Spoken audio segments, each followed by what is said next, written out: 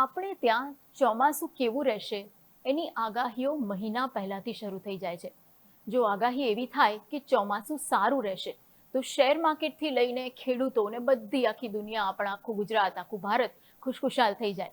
અને જો નબળા ચોમાસાની આગાહી થાય તો ખેડૂતની તો ચિંતા વધે જ છે, સાથે સાથે શેર માર્કેટ પણ રિએક્શન આપે છે.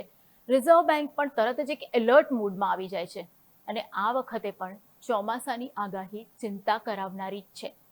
સવાલ એ છે કે શું ચોમાસું નબળું પડે તો ભારતની આખી ઇકોનોમી હલી જાય છે? ચાલો એક પછી એક સમજીએ.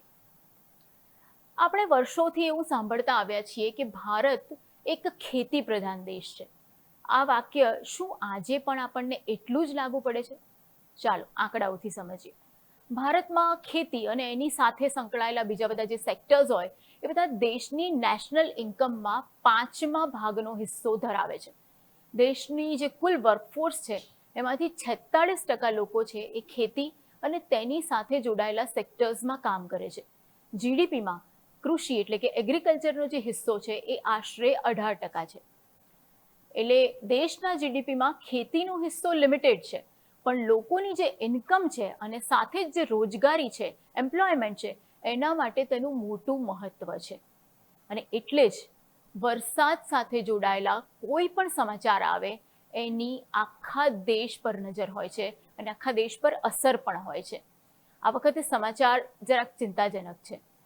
ખાનગી હવામાન એજન્સી સ્કાયમેટે અંદાજ મૂક્યો છે કે આ વખતે ચોમાસું પૂરું થાય ત્યાં સુધી 100% નહીં પણ 85% જ વરસાદ થશે અને 15% વરસાદની ઘટ રહેશે. જો વરસાદ ઓછો પડે અથવા તો વાવણી માટે જરૂરી હોય ત્યારે ન પડે તો કપાસ છે, મગફળી છે, કઠોળ છે અને બીજા કેટલાક જે ખરીફ પાક છે એને મોટા પાયે અસર થઈ શકે છે. અને પાક જે ઓછો થાય તો ખેડૂતની આવક છે એ પણ ઓછી થાય. ગામડાઓમાંથી જે ખરીદી થતી હોય છે, જેને આપણે એક રૂરલ કન્ઝમ્પશન કહીએ છીએ, એ પણ ઘટે. અને મોટે ભાગે ટ્રેક્ટર છે, બાઇક છે, મોબાઈલ છે, કપડાં છે અને સાથે સાથે રોજિંદી જે વસ્તુઓ છે એની ખરીદી છે એના પર મોટી અસર પડે. અને થોડાક આગળ જઈએ તો એગ્રીકલ્ચર પ્રોસેસિંગ છે, ડેરી છે, એફએમસીજી સેક્ટર છે, એવા સેક્ટર્સ સુધી પણ એની અસર છે એ કદાચ તરત નહીં પણ થોડા દિવસ રહીને પહોંચી તો શકવાની જ છે. બીજી જે મોટી અસર છે એ છે મોંઘવારી. કઠોળ છે, શાકભાજી છે કે બીજા જે પાક છે એ પાક ઓછા પાકે એટલે એ પાકનો જે સપ્લાય છે, બજારમાં જે માલ આવવો જોઈએ એ ઓછો આવે.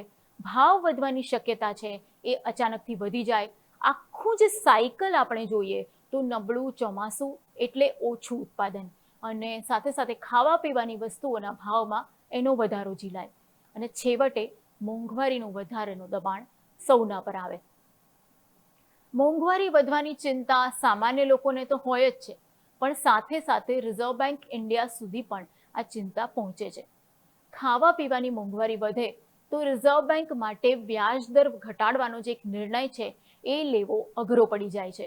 એટલે કે ઘર છે કે પછી કાર છે કે પછી બિઝનેસ માટે જે લોન લેવાતી હોય છે એ લોન લેવા માંગતા લોકોને સસ્તી લોન ન મળે અને જેમનો અત્યારે લોન લીધેલી છે, એમનો જે ઈએમઆઈ ચાલે છે એમાં ઘટાડો થવાની જે એક આશા હોય છે એ પણ નથી થતી. એટલે મોંઘી લોન લોકોએ કન્ટિન્યુ કરવી પડે છે. એટલે એક તરફ બીજી બધી મોંઘવારીનો માર ને બીજી તરફ જે લોન છે એ પણ મોંઘી, એટલે ઓવરઓલ એક મોંઘવારીનો માર પડે છે.